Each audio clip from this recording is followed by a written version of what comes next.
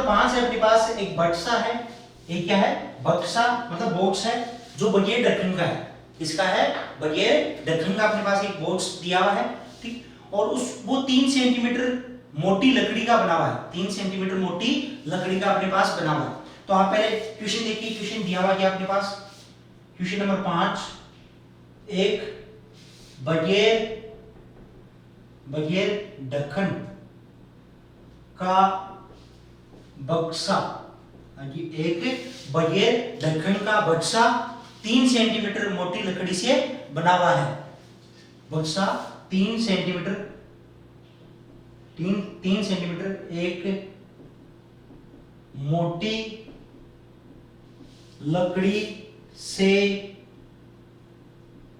बना हुआ है, ठीक है। 3 सेंटीमीटर मोटी लकड़ी से बना हुआ है, ठीक। अब हमें इसकी बाहरी लंबाई, इसकी बाहरी मतलब आउटसाइड की जो बाहरी अपने पास लंबाई, चौड़ाई और ऊंचाई दी हुई है, ठीक है। इसकी बाहरी लंबाई अपने पास, इसकी बाहरी लंबाई 146 अपने पास 146 सेंटीमीटर है और चौड़ाई 116 सेंटीमीटर है और ऊंचाई अपने पास है 83 सेंटीमीटर है। लंबाई 146 सेंटीमीटर,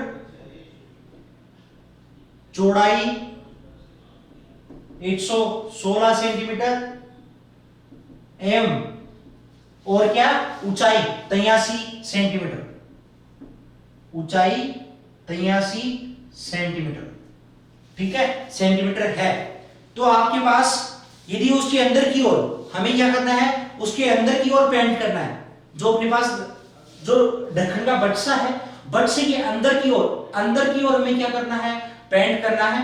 तो अंदर पेंट करने का खर्चा कितना होगा? जब अपने पास पेंट की दर 2 रुपए प्रति 100 वर्ग सेंटीमीटर, यदि 100 वर्ग सेंटीमीटर जब पेंट होता है उसकी तो 2 रुपए लगते हैं। तो ऊंचाई 83 सेंटीमीटर है, यहां तो ऊंचाई दी हुई थी। तो हमें अंदर की ओर, बक्से के अंदर की ओर पेंट कराने का, बक्से के अंदर पेंट करवाने का वे ज्ञात कीजिए यदि 2 रुपए प्रति प्रति 100 वर्ग सेंटीमीटर खर्चा हो तो। ओके, अपने पास क्वेश्चन समझिए। अपने पास बक्सा दिया हुआ था जिसके ऊपर का ढक्कन नहीं था। अब बगैर ढक्कन का था, इसका मतलब उसका एक पृष्ठ, ऊपर वाला पृष्ठ था क्या? नहीं था। कितने पृष्ठ है? केवल अपने पास 5 पृष्ठ है, ठीक है। और उसकी अपने पास मोटाई, जो उसकी मोटाई है, लकड़ी की मोटाई है, वो कितनी है? 3 सेंटीमीटर है। कितनी है? 3 सेंटीमीटर। तो अब इसका डायग्राम देखिए। पहले सबसे पहले डायग्राम बनाइए इसका। अब अपने पास डायग्राम बना लीजिएगा इसका। ये देखिए, अपने पास ये एक अपने पास क्या है? एक बॉक्स है। अब बॉक्स में भी आप ध्यान रखना, उसका ऊपर का ढक्कन नहीं है, ठीक है। बॉक्स में ऊपर का ढक्कन नहीं है। और इसकी जो मोटाई है, अंदर मान लो ऐसे मोटाई जो है, लकड़ी की मोटाई है, यहां आप मोटाई ले लीजिएगा ऐसे। तो जो लकड़ी बनी हुई है अंदर, ठीक है, अपने पास, तो अंदर जो लकड़ी है उसकी मोटाई कितनी है अपने पास?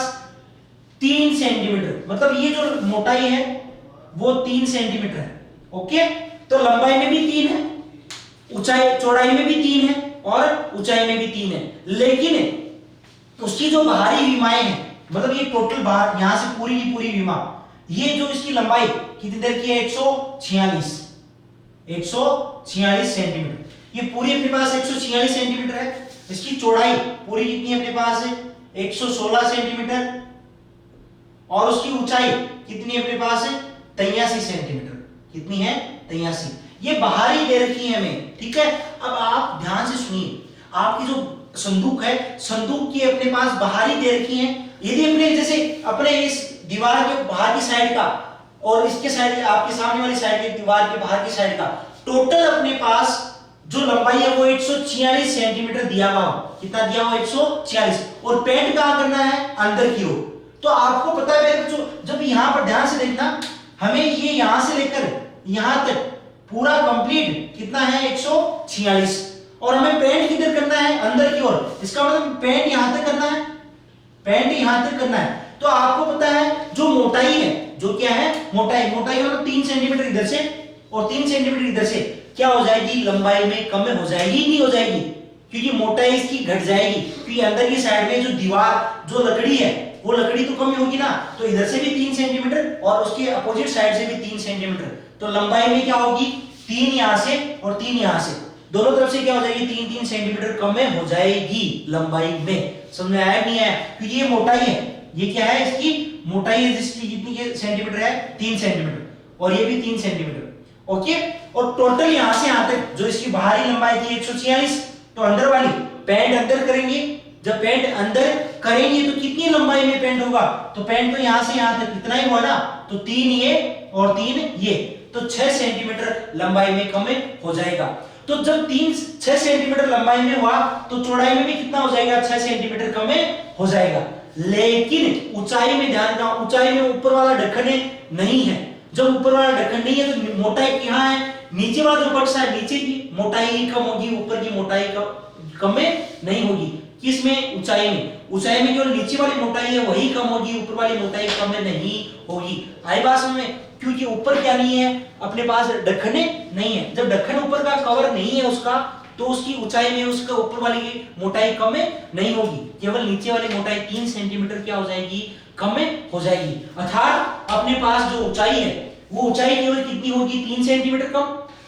अपने पास चौड़ाई 6 सेंटीमीटर कम और जो लंबाई है वो 6 सेंटीमीटर कम हो जाएगी। आंतरिक लंबाई और चौड़ाई और ऊंचाई मैंने आपको बता दी है। क्योंकि पेंट हमें काम करना है, अंदर करना है, इसलिए हमें आंतरिक लंबाई, आंतरिक चौड़ाई और आंतरिक ऊंचाई हमें चाहिए। ओके, तो देखते हैं। अपने पास दिया है, तो जब इसका सॉल्यूशन करेंगे अपन 5वें क्वेश्चन का, तो अपन पहले लिखेंगे दिया है। क्या दिया हुआ अपने पास? अपने पास दिया हुआ है अब एक बगैर ढक्कन जो है, बगैर ढक्कन की बाहरी लंबाई, बगैर ढक्कन की बाहरी लंबाई L बराबर कितना दिया हुआ? 146 सेंटीमीटर। ये बाहरी लंबाई है, वह बाहरी चौड़ाई बराबर कितनी है? 116 सेंटीमीटर। ठीक है। वह ऊंचाई, वह या और ऊंचाई कितनी दी है अपने पास? ऊंचाई h बराबर 83 सेंटीमीटर।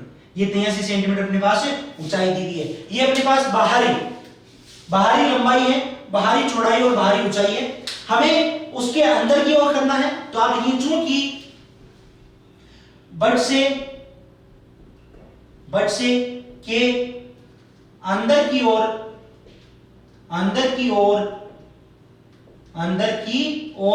पेंट करने पर बट से के अंदर की ओर पेंट करने पर अपन क्या निकालेंगे? बट से की अंदर की लंबाई, आंतरिक चौड़ाई और आंतरिक ऊंचाई ज्ञात करेंगे। तो आप लिखिए इसलिए बट से की आंतरिक लंबाई। अब आंतरिक लंबाई क्या हो जाएगी अपने पास? अब मैंने आपको बता दिया, यहां आप ऐसे लिख देना कि उसकी चौड़ाई, लकड़ी की चौड़ाई कितनी है अपने पास? 3 सेंटीमीटर चौड़ी है लकड़ी। जो उसकी मोटाई थी ना लकड़ी की, यहाँ पे कितनी दी है? 3 सेंटीमीटर मोटी लकड़ी का बना हुआ है। तो जो लकड़ी की मोटाई है वो कितनी है अपने पास? 3 सेंटीमीटर। तो वो 3 सेंटीमीटर अपने पास क्या हो जाएगी? कम हो जाएगी। तो अपने पास जो अंदर वाली है वो L हो जाएगी, आंतरिक लंबाई। ठीक है, जिसको आप L1 ले लो। कहां प्रॉब्लम है? आपने इसको L लिया था तो इसको L1 ले लो। आंतरिक लंबाई L1 बराबर 146 माइनस 6, 140 सेंटीमीटर। 140 सेंटीमीटर। समझ आ गया? 6 कैसे? 3 इस साइड से, 3 इस साइड से, तो लंबाई में 6 सेंटीमीटर कम हो जाएगा। ऐसे ही चौड़ाई, ऐसे ही क्या हो जाएगी अपने पास? चौड़ाई, वह आंतरिक चौड़ाई, आंतरिक चौड़ाई। तो आंतरिक चौड़ाई भी कितनी हो जाएगी, जो b1 है वो कितनी हो जाएगी अपने पास 116 माइनस 6 बराबर 110 सेंटीमीटर। और ऊंचाई में केवल ऊपर वाला है नहीं तो नीचे वाला 3 सेंटीमीटर ही कम होगा, वह आंतरिक ऊंचाई, आंतरिक ऊंचाई, आंतरिक ऊंचाई, ऊंचाई h1 बराबर हो जाएगा 83 माइनस 3 बराबर 80 सेंटीमीटर। ये समझ में आया है कि नहीं आया? आगे मेरे बच्चों कोई डाउट हो? ठीक है, कोई डाउट है नहीं ना? तो अपने पास ये आंतरिक लंबाई चौड़ाई ऊंचाई आ गई तो आप निकालेंगे। अब आप ध्यान रखना सभी प्रश्नों पर पेंट होगा और प्रश्न कितने अपने पास 5, क्योंकि ऊपर वाला प्रश्न नहीं है तो आप लिखेंगे इसलिए आंतरिक संपूर्ण पृष्ठीय क्षेत्रफल, क्योंकि सभी प्रश्न पर क्या होगा अपना पेंट होगा। तो आंतरिक संपूर्ण पृष्ठीय क्षेत्रफल, ध्यान रखना ऊपर वाला छत का जो ऊपर वाला बक्से की छत है वो नहीं है, इसका मतलब एक एलबी कम है। तो आप जब फॉर्मूला काम में लो तो उसमें एक एलबी मत लेना, 2 एलबी आते हैं ना, तो एक ही एलबी आपको लेना है। ओके, तो यहां से देखिए, आप यहां से लिख देंगे कि देखेंगे क्या लिखेंगे आप, यहां से लिखेंगे इसलिए आंतरिक बक्से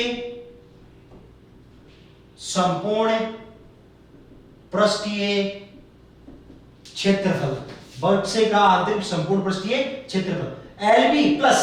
अब ये एलबी एक ही एलबी क्यों लिया, क्योंकि यहां पर ऊपर वाला ढक्कन नहीं था, ऊपर वाला उसमें ढक्कन नहीं था बगैर ढक्कन का, तो एलबी एक ही बार आएगा। 2 BH और LH ये कितने कितने आएंगे, 2 बार, 2 BH 2 LH ये तो है ना।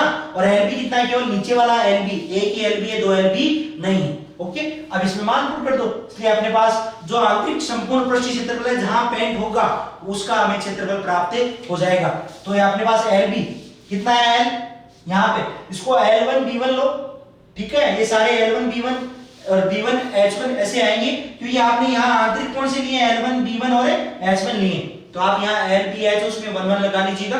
ठीक है, तो L1 B1 तो 140 गुणा 110, ठीक है, फिर ब्रैकेट में 2 गुणा B1 H1 तो अपने पास 110 गुणा 80, 110 गुणा 80 प्लस क्या हो जाएगा L1 H1 कितना अपने पास 140 और H1 कितना है 80, तो 140 गुणा 80, ठीक है, 80 गुणा कीजिए, ठीक है, तो गुणा करोगे आप तो यहां से मान 2 जीरो है तो 2 जीरो ऐसे कैसे, ठीक है, 11 को 4 से 44, ठीक है, फिर 4 अपने पास क्या आ जाएगी हासिल की, 11 एकम 11, 11 4 15,400, 15,400।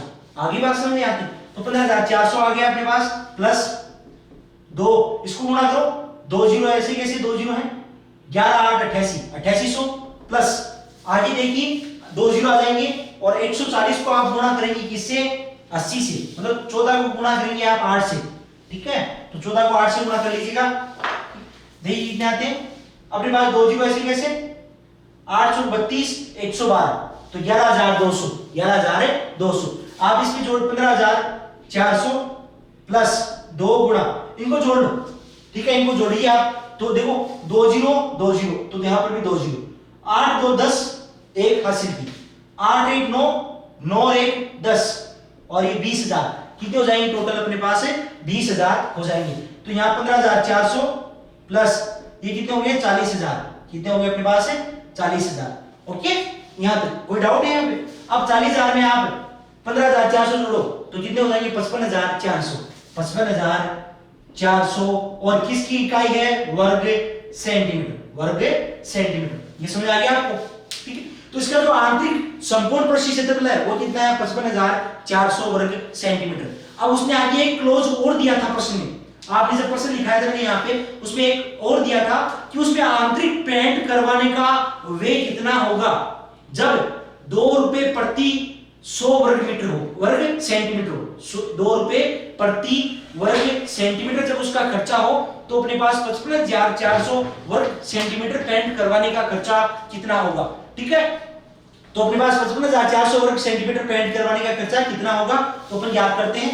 पहले अपन लिखेंगे चूंकि अपने पास दिया हुआ क्या है, चूंकि अपने पास यहाँ पे आप लिखेंगे कि चूंकि एक आप लिखिए 100 वर्ग सेंटीमीटर 100 वर्ग सेंटीमीटर पैंट करवाने करवाने करवाने का खर्चा करवाने का खर्चा या वे कितना है 2 रुपए।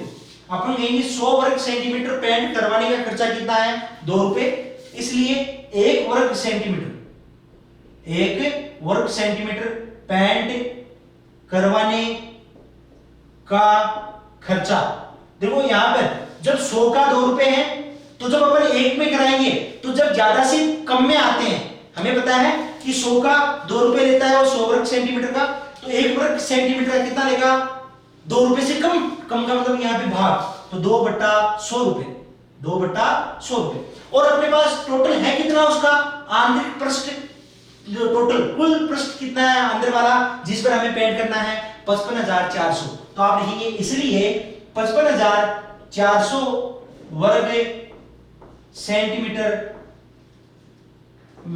सेंटीमीटर पैंट करवाने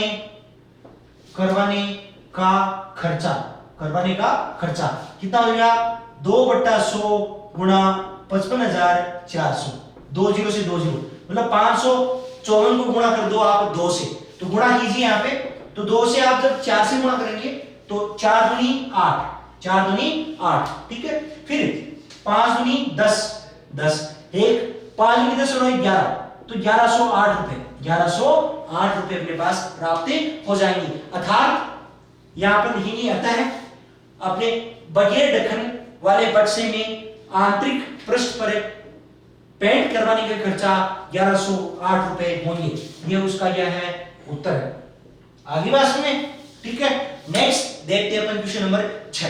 देखिए क्वेश्चन नंबर 6, अपने पास है कि एक घनाभ है, उस घनाभ की लंबाई चौड़ाई ऊंचाई का योग 19 सेंटीमीटर है, ठीक है। और अपने पास उसकी विकर्ण की लंबाई 11 सेंटीमीटर है, ठीक है। तो देखिए अपने पास क्वेश्चन क्या है, क्वेश्चन नंबर 6 अपने पास है कि एक घनाभ की लंबाई चौड़ाई एवं ऊंचाई का योग 19 सेंटीमीटर है। कितना है 19 सेंटीमीटर है, तथा विकर्ण की लंबाई 11 सेंटीमीटर है, तथा विकर्ण की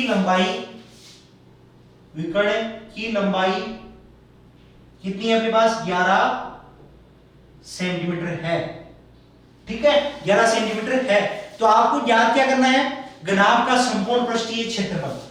तो घनाभ का संपूर्ण पृष्ठीय क्षेत्रफल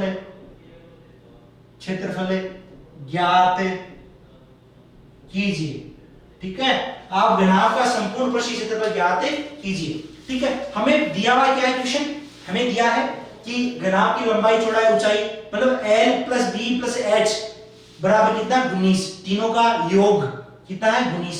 और विकर्ण की लंबाई और घनाभ का विकर्ण का फॉर्मूला मैंने आपको चौथा फॉर्मूला बताया था ना, घनाभ का विकर्ण वर्गमूल L² + B² + H², ये कितना दिया अपने पास 11 सेंटीमीटर, ये अपने पास दिए हुए, ठीक। और हमें घनाभ का संपूर्ण पृष्ठीय क्षेत्रफल ज्ञात करना है। तो देखिए कैसे, पहले आप लिखिए दिया है, तो इसका हल 6 आप लिखेंगे दिया है, ठीक है। दिया हुआ क्या है अपने पास, दिया है घनाभ की लंबाई चौड़ाई ऊंचाई का योग, घनाभ की लंबाई चौड़ाई व ऊंचाई का योग, घनाभ की लंबाई चौड़ाई एवं ऊंचाई का योग बराबर कितना 19 सेंटीमीटर, कितना 19 सेंटीमीटर। इसका मतलब 19 सेंटीमीटर है लंबाई चौड़ाई और ऊंचाई का योग 19 सेंटीमीटर, इसका मतलब इसलिए L + B + H बराबर कितना है 19 सेंटीमीटर। इसका मतलब यही है L plus B plus H बराबर कितना है 19 सेंटीमीटर। इसको आप समीकरण नंबर 1 ले लीजिएगा।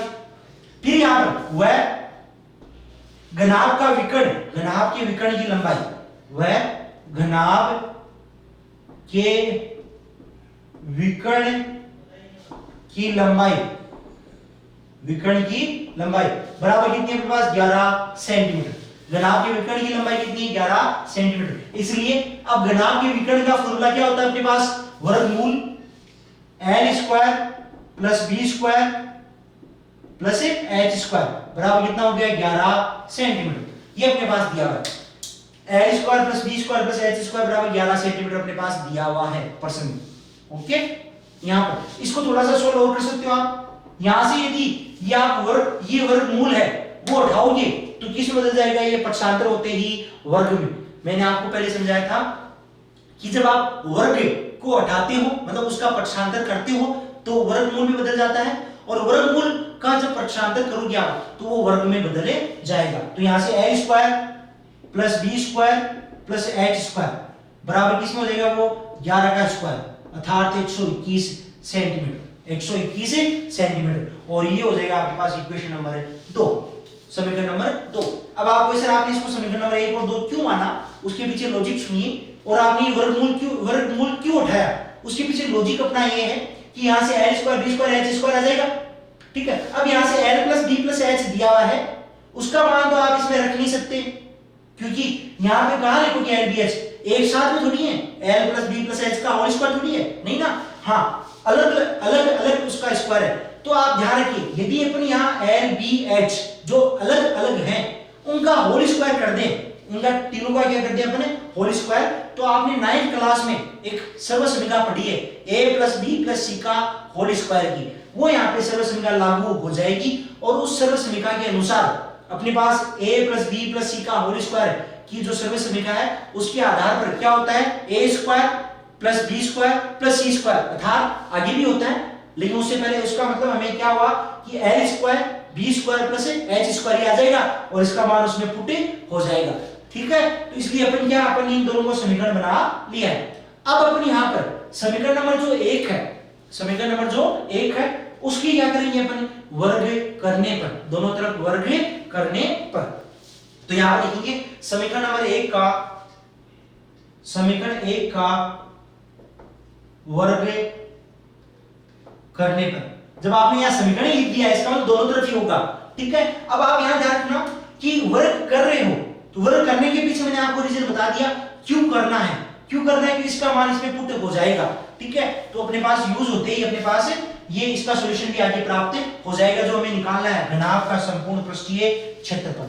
तो यहां पे पहले यूज कीजिए दोनों तरफ मतलब वर्ग कीजिए समीकरण नंबर 1 का, तो वर्ग करेंगे तो यहां से l plus B plus H का क्या हो जाएगा वर्ग बराबर 19 का वर्ग मतलब 19 का स्क्वायर।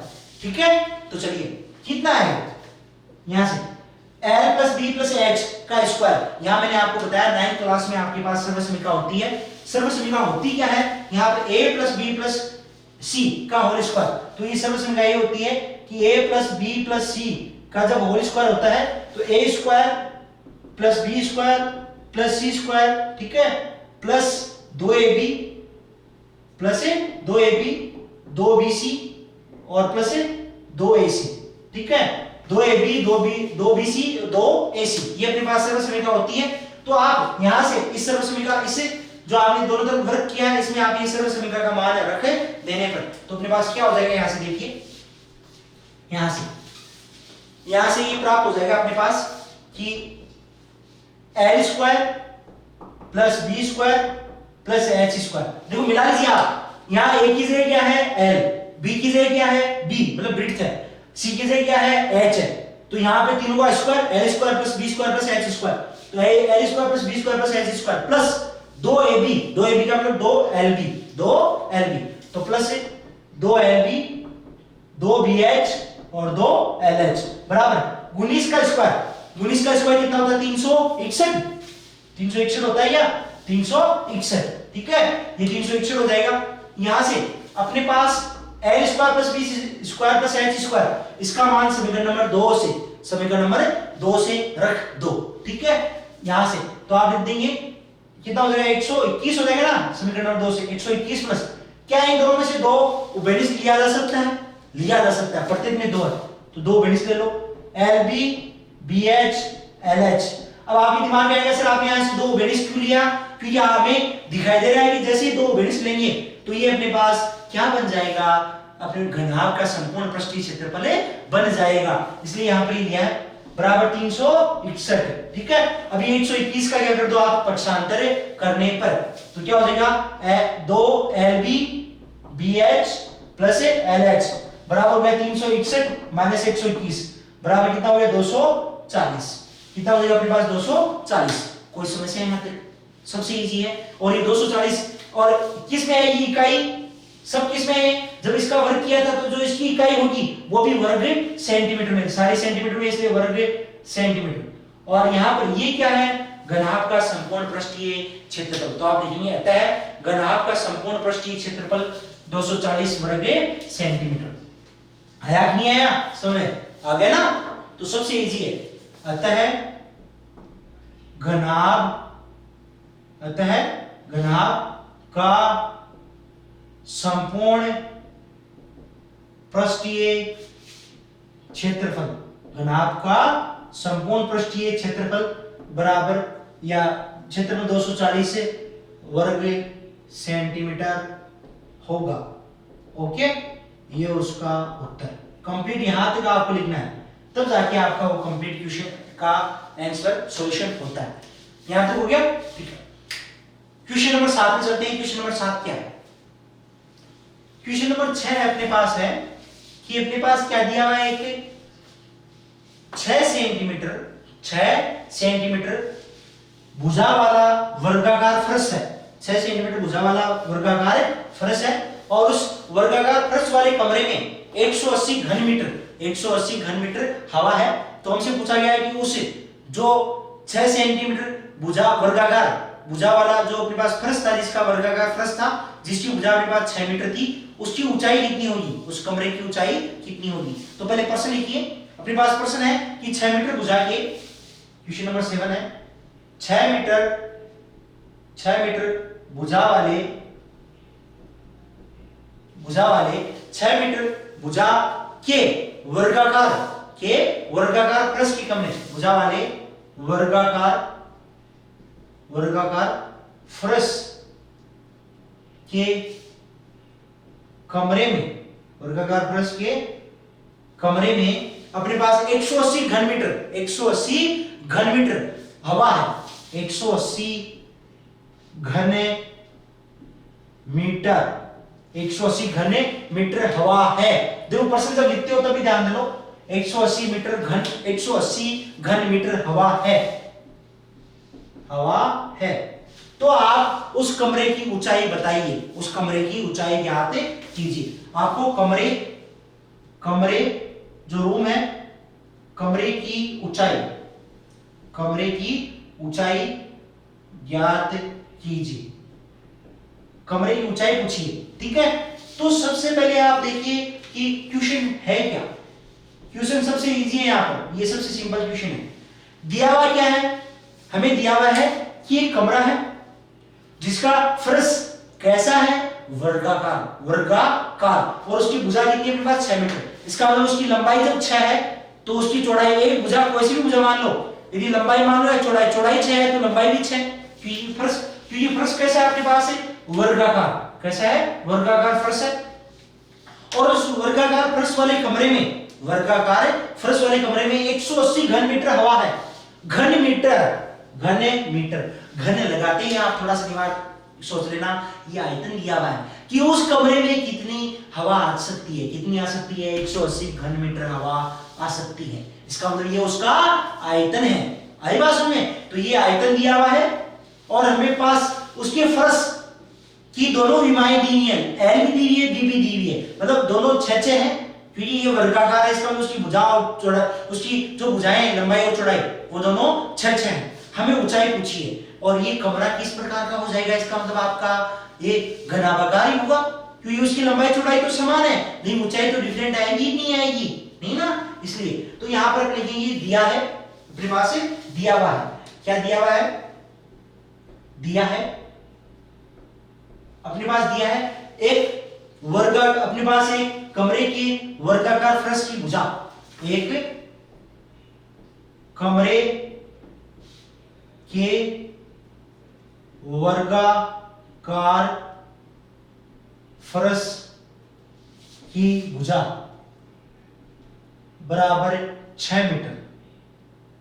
6 मीटर इसका मतलब क्या हो गया, इसलिए आप इससे क्या सेंस का मतलब इससे क्या मतलब निकला, इससे मतलब निकला कि जो कमरा है, कमरे की लंबाई भी 6 है और चौड़ाई भी 6 है, इसलिए आप लिखेंगे, इसलिए कमरे की लंबाई L बराबर 6 मीटर, वह चौड़ाई B बराबर भी 6 मीटर। ये समझ में आ गया क्या आपको, ये दोनों लंबाई चौड़ाई कहां से आई, समझ आ गया, आ गया। और आप लिख दो वह कमरे में हवा का आयतन, कमरे में हवा का आयतन। अब आप क्वेश्चन, आपने कमरे में हवा का आयतन कैसे लिखा, अरे उसने कहा ना कि उस कमरे में 180 घन मीटर हवा है, इसका मतलब वो हवा का क्या है, आयतन है, कि यहाँ पे घन मीटर है, थोड़ा ध्यान से देखना इसको। तो इसलिए कमरे में हवा का आयतन कितना दिया अपने पास, 180 घन मीटर, ठीक है। और अपने पास कमरा किस प्रकार का है, घनाभाकार, तो इसलिए आप देंगे, इसलिए L गुणा B गुणा, या आप लिख सकते हो कि घनाभाकार कमरे का आयतन, घनाभाकार कमरे में हवा का आयतन बराबर, अपने पास जो घनाभाकार कमरा होता है, उसमें हवा का आयतन यदि हमें ज्ञात करना होता तो आयतन का फॉर्मूला क्या होता है, L गुणा B गुणा H, L गुणा B गुणा H होता है कि नहीं होता, यही तो होता ना, L गुणा B गुणा H। तो अपने पास यहां से हवा का आयतन दिया कितना रखा है, प्रश्न अनुसार 180, तो 180 बराबर L गुणा B गुणा H, ठीक है। अपने पास LPS दिए हुए, तो यहां से आप रख लीजिएगा यहां से कि 180 बराबर L कितना अपने पास, लंबाई 6 गुणा चौड़ाई भी 6 गुणा ऊंचाई, और ये ऊंचाई किसकी है, कमरे की ऊंचाई, तो 6 गुणा 6 36, ये इसका पक्षांतर करोगे तो इसका क्या हो जाएगा, डिवाइड, भाग हो जाएगा 180 में, तो 180 बटा 36 बराबर क्या हो जाएगा H, और 36 35 5 175, 36 5 180, तो 5, तो इसलिए अपने पास क्या आ गया, H बराबर 5 मीटर, H बराबर कितना आ गया, 5 मीटर। और ये H किसकी H आई है, किसकी ऊंचाई आई है, कमरे की ऊंचाई, तो आप लिखेंगे अतः कमरे की ऊंचाई बराबर क्या, ऊंचाई 5 मीटर होगी, अतः कमरे की ऊंचाई 5 मीटर होगी, ओके। ये उसका आंसर है, उत्तर। कोई तकलीफ यहां तक, सबसे इजी क्वेश्चन था, ठीक है। तो अपने 7 क्वेश्चन हो चुके हैं, क्वेश्चन नंबर 8 के बारे में देखते हैं, क्वेश्चन नंबर 8 क्या है, देखिए क्वेश्चन नंबर 8।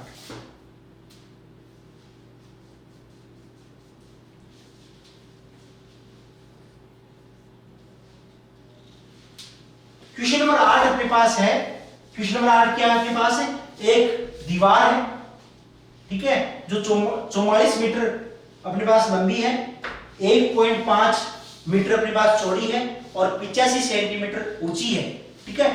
44 मीटर, 1.5 मीटर और 85 सेंटीमीटर ऊंची, तो उस दीवार बनाने में अपने को कितने ईंटों की आवश्यकता होगी, जहां ईंटों की विमाओं का मतलब ईंटों की लंबाई चौड़ाई ऊंचाई दी हुई है। तो आप क्या करेंगे, एक अपने पास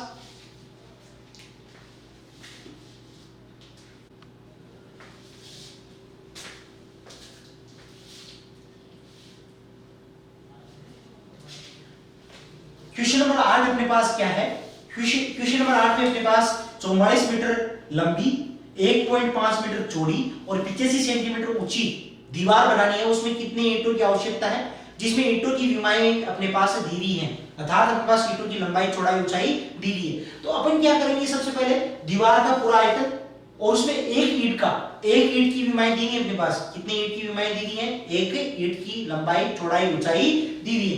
तो अपन क्या करेंगे, सबसे पहले अपन एक ईंट का सबसे दीवार का आयतन निकाल लेंगे और एक ईंट का आयतन निकाल लेंगे। आपसे जब पूछा जाए भाई आपको ये बताया आपके पास 100 रुपए है, एक पेन की कीमत 5 रुपए है और आपसे पूछा जाए कितने पेन आएंगे तो आप कैसे बताएंगे? उन टोटल कुल रुपयों में एक पेन की कीमत का रुपए का भाग दे देंगे। समझ आ गया? तो अपने पास आने वाले पेनों की संख्या प्राप्त हो जाएगी। तो यहाँ भी जो ईंटों की संख्या है वो अपने पास प्राप्त हो जाएगी।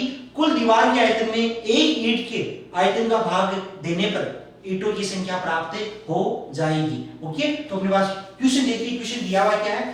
क्वेश्चन नंबर अपने पास 8 है कि एक दीवार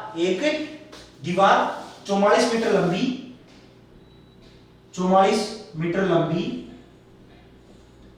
1.5 मीटर चौड़ी व 85 सेंटीमीटर ऊंची दीवार बनाने में 85 सेंटीमीटर ऊंची दीवार बनाने में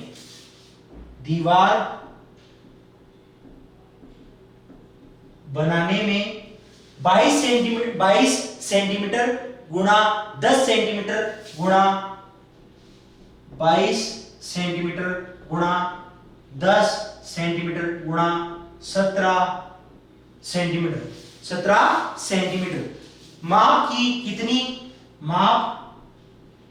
की कितनी ईंटों की आवश्यकता होगी। आई बात समझ आपको?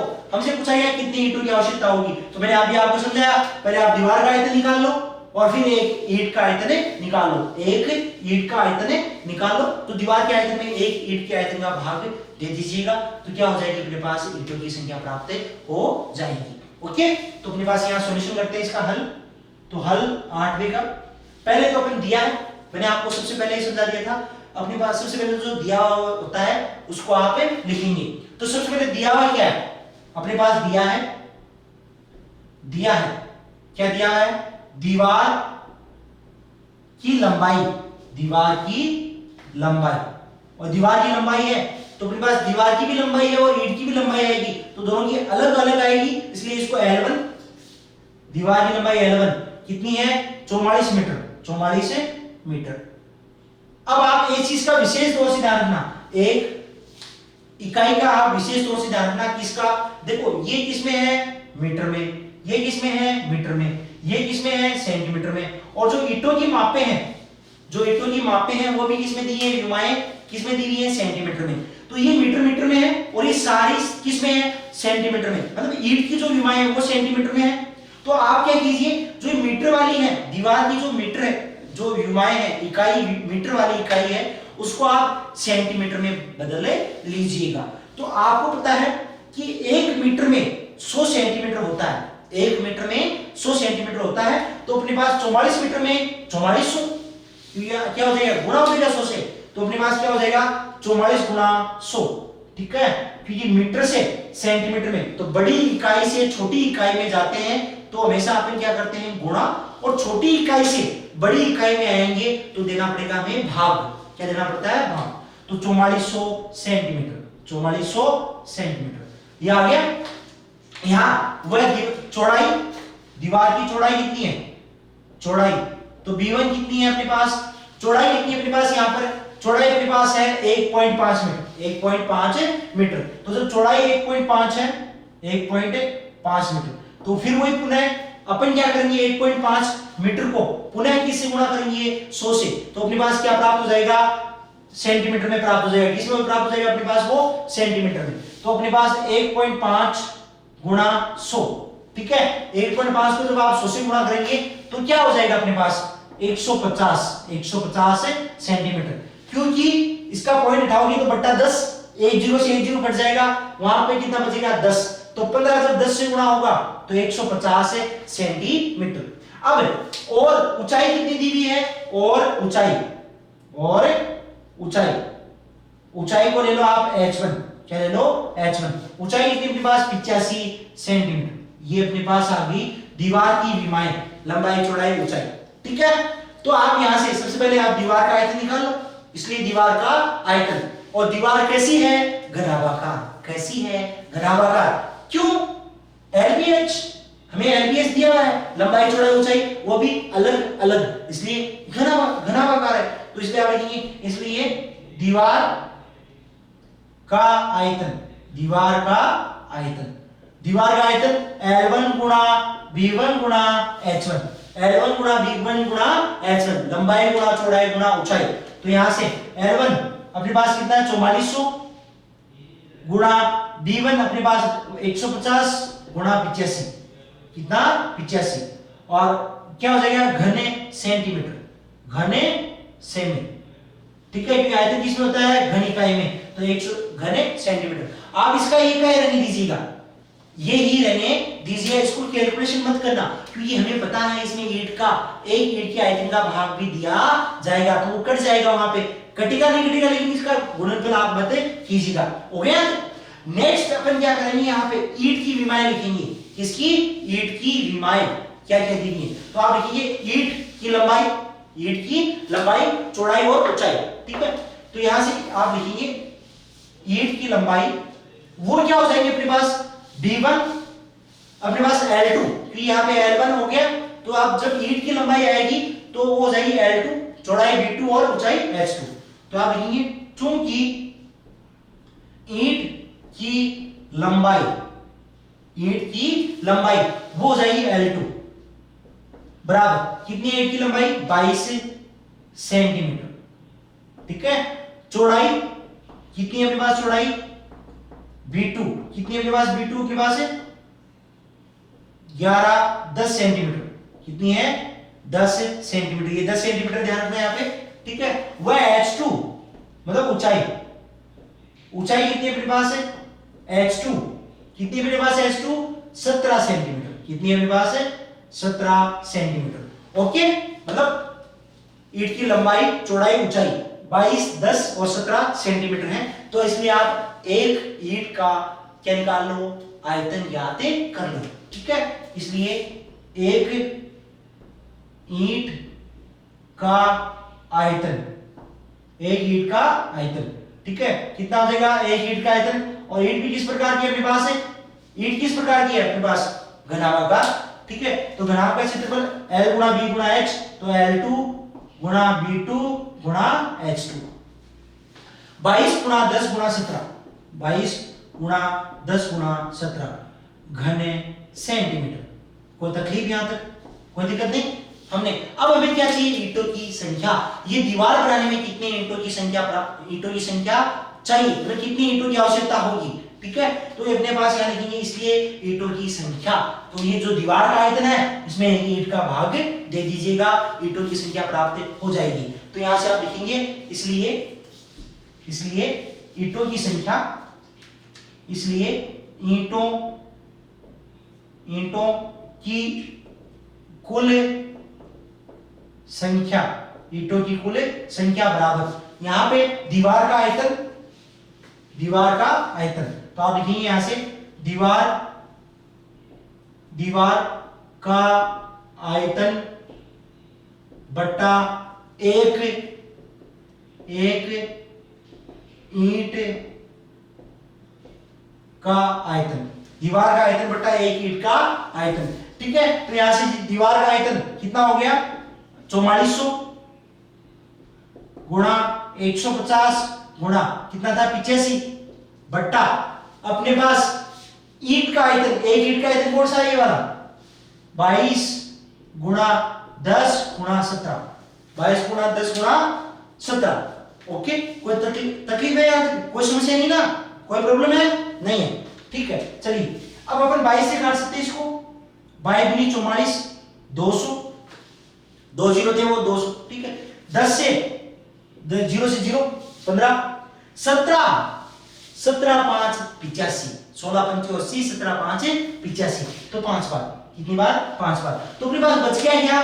200 गुणा 15 गुणा 5, 200 गुणा 15 गुणा 5 अपने पास रह गया। तो अपने पास जो आंसर आया यहां से वो आ गया 200 गुणा 15 गुणा 5, गुणा कीजिए 200 गुणा 15 5 75, तो 2 जीरो ऐसे कैसे? 75 को 2 से गुणा करोगे तो 150, मतलब अपने पास कितने ईंटों की आवश्यकता हो जाएगी? 15,000 ईंटों की आवश्यकता। कितने ईंटों की आवश्यकता हो जाएगी? 15,000 ईंटें। 15,000 ईंटें।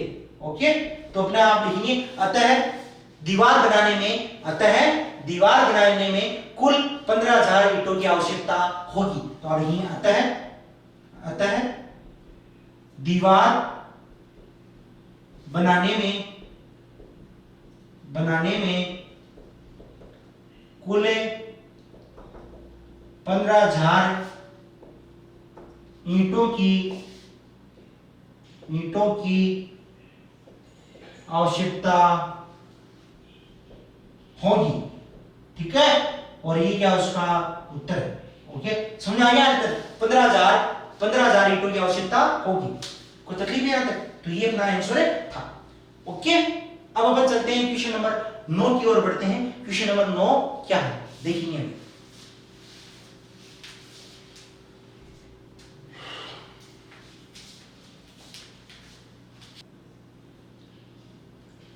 क्वेश्चन नंबर 9 अपने पास है कि एक कमरा है, कमरे की विमाएं दी गई है, लंबाई चौड़ाई ऊंचाई, और उस कमरे में अधिक से अधिक कितनी लंबी छड़ रखी जा सकती है। अर्थात हमें क्या याद करना है? हमें यहाँ पर उसका विकर्ण याद करना है कमरे का। ठीक है, तो अपने पास दिया हुआ क्या है? कमरे की लंबाई तो हमें कहा गया है कि 10 मीटर लंबे 8 मीटर चौड़े। क्वेश्चन देखिए क्या है? 10 मीटर लंबे, क्वेश्चन नंबर 9 है 10 मीटर लंबे 8 मीटर चौड़े एवं क्या है? 8 मीटर चौड़े, 10 मीटर लंबे, 8 मीटर चौड़े और 6 मीटर ऊंचे। 6 मीटर ऊंचे कमरे में अधिक से अधिक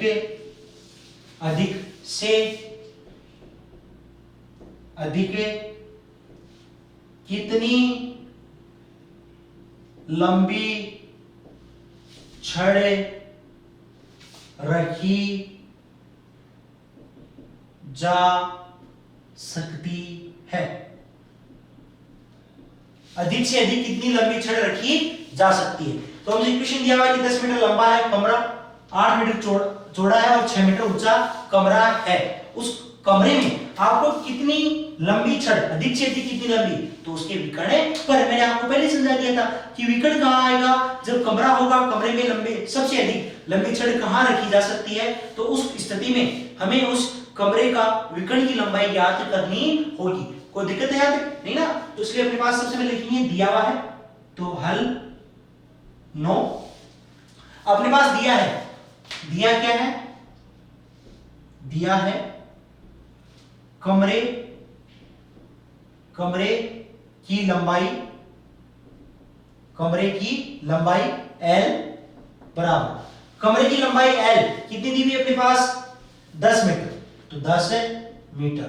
ओके, वह चौड़ाई, किसकी चौड़ाई? कमरे की चौड़ाई बराबर B बराबर कितना दिया हुआ? 8 मीटर। और ऊंचाई H बराबर, और ऊंचाई कितनी दी हुई अपने पास? 6 मीटर। कितनी दी हुई है? 6 मीटर। ठीक है, अब देखिए चूंकि कमरे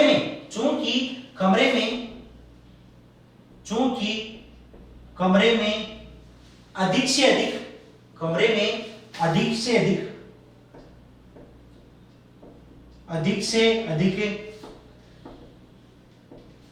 अधिक लंबी छड़ रखने पर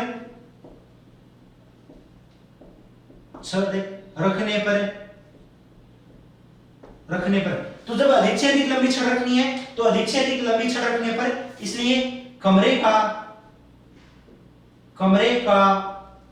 के विकर्ण की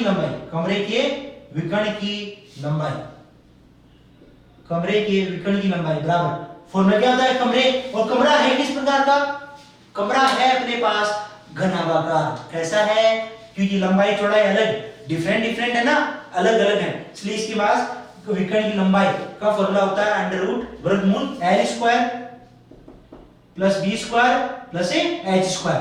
तो यहाँ पे L 10, B 8 और H 6, ठीक है। तो यहां से वर्गमूल एल अपने पास कितनी है 10, तो 10 का स्क्वायर, ठीक है, प्लस बी अपने पास कितना 8, तो 8 का स्क्वायर, प्लस एच कितनी है 6, तो 6 का स्क्वायर। ओके यार, अब अपने पास इसका सॉल्यूशन कर लीजिएगा आगे। तो 10 का स्क्वायर 100, 10 का स्क्वायर 100 प्लस 64 प्लस 36, तो टोटल कितना हो गया 200, कितना हो गया 200। तो अपने पास यहां पे आ गया वर्गमूल 200, और 200 का वर्गमूल कितना होता है 100 गुणा 2, 100 गुणा 2 कर लो इसको, तो ये 100 इसके 100 गुणा 2 हो जाएगा और 100 गुणा 2 हो जाएगा, तो 100 का वर्गमूल कितना हो जाएगा 10, ठीक है। अब आपको कैसे पता चला 100 गुणा 2 होगा, चलो मेरे को नहीं पता, तो आप ऐसे कर लीजिएगा कि 200 के अभाज्य गुणनखंड आते हैं आपको, आते हैं, तो इसके अभाज्य गुणनखंड निकाले लेना। तो अभाज्य गुणनखंड कितने आ जाएंगे इसके 2 गुणा 2 फिर 5 गुणा 5, ठीक है, 2 गुणा 2 गुणा 5 गुणा 5, मतलब 2 3 बार आएगा, 2 गुणा 2 गुणा 5, 2 गुणा 2 गुणा 2 गुणा 5 गुणा 5। कैसे आएगा, पहले आप 200 में 2 कब आ जाएगा 100 बार, फिर 2 कब आ जाएगा 50 बार, फिर 2 कब आ जाएगा 25 बार, फिर 25 में 5 कब आ जाएगा, फिर 5 में 5 कब आ जाएगा। तो इसका गुणनखंड आएंगे 2 गुणा 2 गुणा 2 गुणा 5 गुणा 5, जहां पर हमें दो संख्याओं की वर्गमूल है, इसलिए हमें दो संख्याओं की क्या बनाने हैं जोड़े। तो अपने पास 2 का एक जोड़ा बन जाएगा और 5 का एक जोड़ा बन जाएगा, तो 2 और 5 का 2 दूनी 2 और गुणा 5, तो 2 गुणा 5 कितना आ जाएगा 10 बाहर आ जाएगा और 1 2 अंदर रह जाएगा। तो वही यहां 100 का वर्गमूल कितना होता है 10, तो 10 तो बाहर और रूट 2 अंदर, मतलब 2 के अंदर रूट के अंदर क्या रह जाएगा 2 अंदर रह जाएगा, ठीक है, जिसका पूर्ण क्या नहीं बना था, जोड़ा नहीं बना था, इसलिए। तो 10√2 मीटर, 10√2 मीटर, ये अपने पास क्या आ गया विकर्ण की लंबाई आ गई, ठीक है। और ये विकर्ण की लंबाई क्या होगी, उस छड़ की लंबाई होगी, अधिक से अधिक लंबी छड़ की लंबाई कितनी हो जाएगी 10√2 मीटर, ठीक है। तो आप लिखेंगे अतः कमरे में 10√2 मीटर लंबी छड़ रखी जा सकती है, ठीक आ गया आपको समझ में कि 10√2 मीटर लंबी छड़ रखी जा सकती है। ओके, तो ये अपना क्वेश्चन नंबर 9 कंप्लीट हो चुका है। अब अपन बढ़ते हैं क्वेश्चन नंबर 10 की ओर, क्वेश्चन नंबर 10 की ओर देखते हैं क्वेश्चन नंबर 10 क्या है।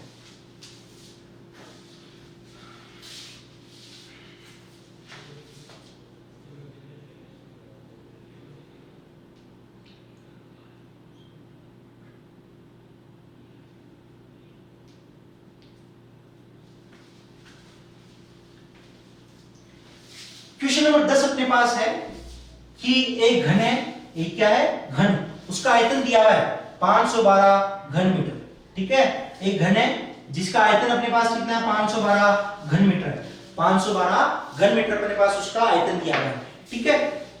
अपने पास उस घन की क्या पूछी है, भुजा पूछी है, क्या पूछी है घन की भुजा। क्वेश्चन क्या है अपने पास 10वां, एक घन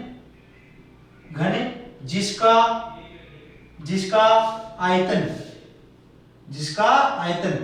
512 घन मीटर है, 512 घन मीटर है, तो उस घन की भुजा ज्ञात कीजिए, उसे घन की भुजा ज्ञात कीजिए। ओके, समझे आपको कि घन की भुजा ज्ञात कीजिए। यदि अपने पास घन का आयतन दिया है 512 घन मीटर, तो उस घन की भुजा आपको ज्ञात करनी है। तो सबसे इजी है, कैसे हल बहुत इजी है। तो क्वेश्चन हल नंबर 10 आपके पास दिया है, क्या दिया हुआ है, क्या दिया हुआ है घन का आयतन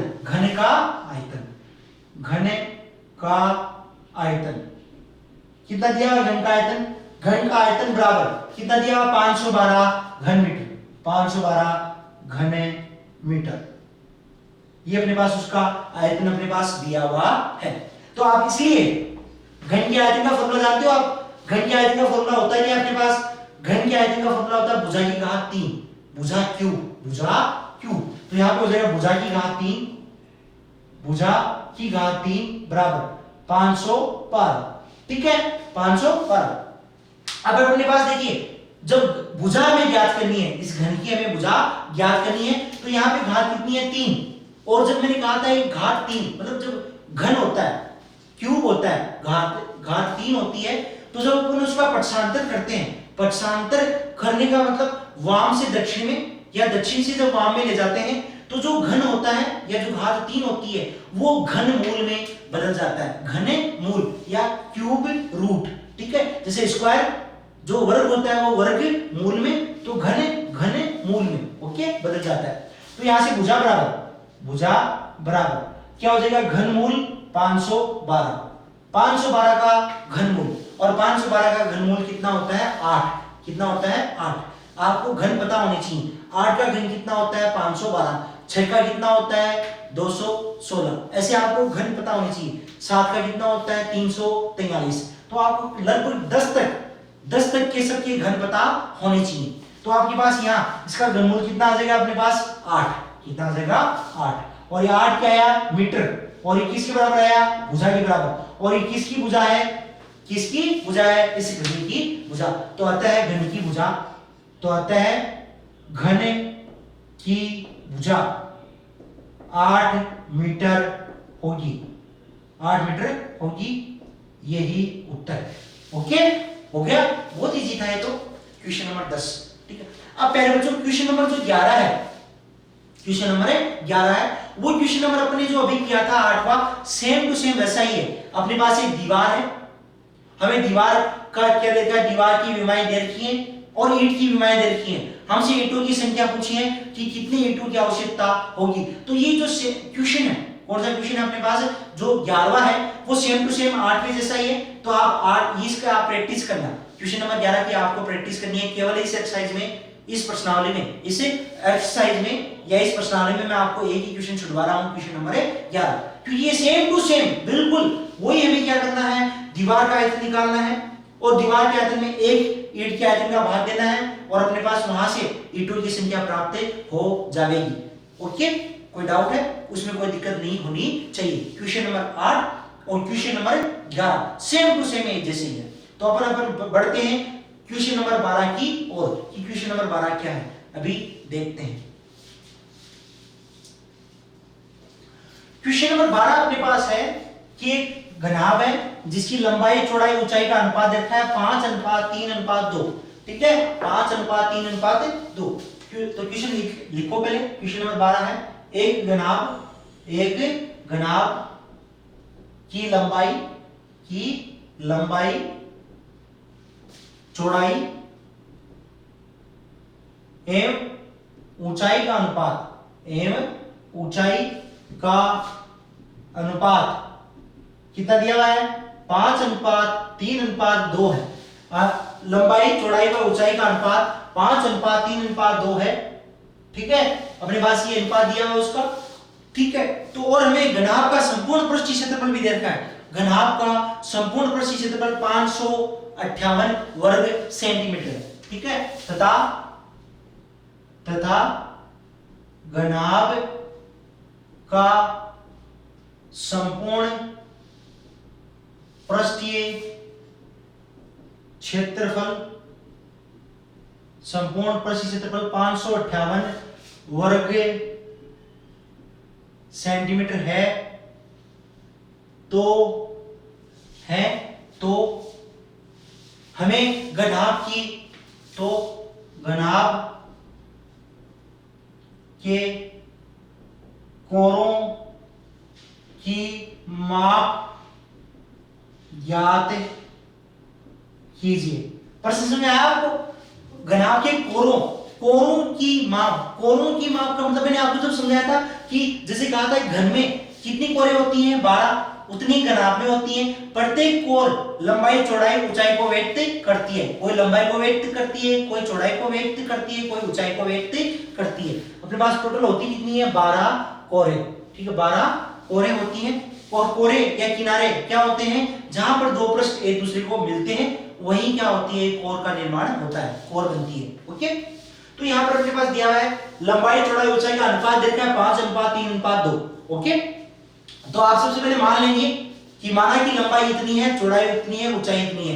देखो प्यारे बच्चों जब अनुपात होता है तो उसको मानकर उसमें देखो अनुपात कब आता है, जब इनमें से अपने पास लंबाई चौड़ाई ऊंचाई में से अपने पास एक संख्या ऐसी थी जो तीनों में उभयनिष्ठ थी, अपने तीनों को काट उस जो उभयनिष्ठ संख्या थी वो तीनों में से काट दी। काटने के पश्चात जो इनका सरलतम रूप बना तो वो था 5:3:2। तो जो एक संख्या इसमें क्या थी, उभयनिष्ठ थी, तो वो उभयनिष्ठ संख्या अपन मान लेते हैं कि x थी। तो वो संख्याएं कौन कौन सी थी, 5x 3x और 2x। तो लंबाई 5x, चौड़ाई 3x और ऊंचाई कितनी हो जाएगी, 2x अपने मान लेंगे कि वो x था, इसलिए वो संख्या ये हो जाएंगी। ठीक है, तो अपना जब अपन इसका सॉल्यूशन करेंगे तो देखिए क्या होगा कि हल नंबर 12। तो अपने पास माना कि घनाभ की लंबाई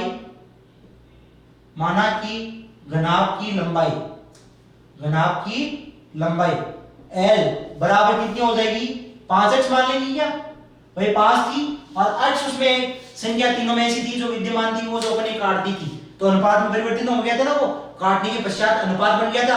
अब अनुपात को पुनः क्या बना लो उसे संख्या में, तो 5x कितनी, 5x। चौड़ाई कितनी हो जाएगी, b बराबर अपने पास 3x। वह ऊंचाई कितनी हो जाएगी अपने पास, h बराबर 2x। और अपने पास अब दिया हुआ है क्या, अपने पास दिया हुआ है घनाभ का संपूर्ण पृष्ठीय क्षेत्रफल। तो अपने पास इनको लेकर अपन घनाभ के संपूर्ण पृष्ठीय क्षेत्रफल के बराबर रख लेंगे और वहां से अपने पास x का मान प्राप्त हो जाएगा, किसका, x। और जब x का मान प्राप्त हो जाएगा तो अपने पास LBH आ जाएगी। और ये LBH ही क्या होती है, कोरे होती हैं। कोरों की माप का मतलब हमें लंबाई का मान, चौड़ाई का मान और ऊंचाई का मान प्राप्त करना है। तो हमें LBH ही चाहिए, क्या चाहिए हमें, LB और H का मान प्राप्त करना है। इसलिए अपन क्या करेंगे, सबसे पहले प्रश्नानुसार हमें दिया हुआ क्या है, घनाभ का संपूर्ण पृष्ठीय क्षेत्रफल बराबर, तो आप लिखेंगे इसलिए प्रश्नानुसार घनाभ का संपूर्ण पृष्ठीय क्षेत्रफल, घनाभ का संपूर्ण पृष्ठीय क्षेत्रफल कितना दिया हुआ, घनाभ का संपूर्ण पृष्ठीय क्षेत्रफल बराबर 558 वर्ग सेंटीमीटर, 558 वर्ग सेंटीमीटर। ओके, ये अपने पास दिया हुआ है उसका घनाभ का संपूर्ण पृष्ठीय क्षेत्रफल। तो इसलिए ठीक है, इसलिए अपने पास घनाभ का संपूर्ण पृष्ठीय क्षेत्रफल का फॉर्मूला होता क्या है, घनाभ का संपूर्ण पृष्ठीय क्षेत्रफल का फॉर्मूला होता क्या है, 2 गुणा लंबाई गुणा चौड़ाई गुणा ऊंचाई और लंबाई गुणा ऊंचाई बराबर 558। ठीक है, अब ये मान आप यहां से उठाकर इसमें रख देना, पुट कर देना। ठीक है, क्या हो जाएगा, 2LB, तो 2LB L गुणा B, तो 5x गुणा 3x, 5x गुणा 3x प्लस BH 3 और 2, 3x गुणा 2x प्लस LH क्या हो जाएगा, 5x गुणा 2x, 5x गुणा 2x बराबर 558। कोई दिक्कत यहां तक नहीं ना, आगे 2 यहां पे और ये और का साइन लगाना है, यहाँ पे b बराबर का चिन्ह आगे चल रहा है इसलिए यहाँ पे क्या आएगा, और का चिन्ह। तो और 2 5 3 15 8 गुणा 8 से 8 स्क्वायर, x गुणा x कितना हो जाएगा, x स्क्वायर प्लस 3 दूनी 6 8 स्क्वायर प्लस 5 दूनी 10 x स्क्वायर बराबर 558। ठीक है, 558। आगे आप देखिए अपने पास क्या होगा, आगे देखिए यहाँ पे 5 15 6 21 से 10 31 कितने x स्क्वायर हो गए, ये जुड़ जाएंगे। क्यों, इनके चरों के जो गुणांक है, जो चर संख्याएं हैं x स्क्वायर, ठीक है, सब में तीनों में सेम है, इसलिए इनके गुणांक जो हैं वो जुड़े जाएंगे। तो 15 प्लस 6 21 से 10 31 ऐसे नहीं आता, तो इन तीनों में से x स्क्वायर क्या ले लीजिएगा, कॉमन उभयनिष्ठ। तो 15 प्लस 6 21 10 31 x स्क्वायर हो जाएगा और वो किससे गुणा होगा, 2 से। तो अपने पास क्या आ जाएगा, अपने पास मान आ जाएगा 31 x स्क्वायर 2 गुणा 31 x स्क्वायर बराबर 558। तो अपने पास 2 गुणा 31, 31 दूनी 62, 62 x स्क्वायर बराबर 558। हमें मान किसका चाहिए? x का। तो और क्या हो जाएगा अपने पास यहां से x स्क्वायर की गुणा में जो 62 है उसका क्या लग जाएगा? भाग। तो यहां से x स्क्वायर बराबर 558 बट्टा 62।